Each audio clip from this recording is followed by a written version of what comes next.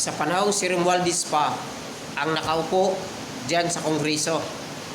May mga video na pinapakita na si Romualdez parang akala mo'y presidente na siya yung mga nilalapitan ng mga military,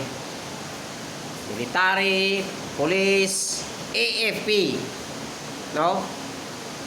Ngayon, si Romualdez dawit sa flood control, mga project sa flood control, yung mga insertion na yan, pagnanakaw sa kaban ng bayan. Ngayon, mga military, sa panahon, sa pag-upo ni Romualdez, may mga video kayo na nakikita. At may mga video pa na nagsasabi si Romualdez, na ibibigay na sa inyo yung mga 8 billion. No? May video yan, mga military, police. Ngayon, kung talagang hindi kayo nakatanggap ng bayad galing ni Romualdez,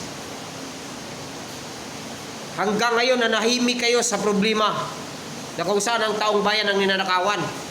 Hindi konstitusyon ang pinaglalaban ninyo. Alam na ng taong bayan, may mga nabayaran dyan na militar ni Romualdez, sa panahon ni Romualdez. Yung mga sundalong matitino, huwag nyo nang isipin ninyo ang mga general ninyo na kung saan sila lang nakikinabang sa panahon ni Romualdez, no? Kayo naghihirap. Ipaglalaban ninyo ang konstitusyon at ang mga tao na kung saan ninanakawan ng gobyernong ito.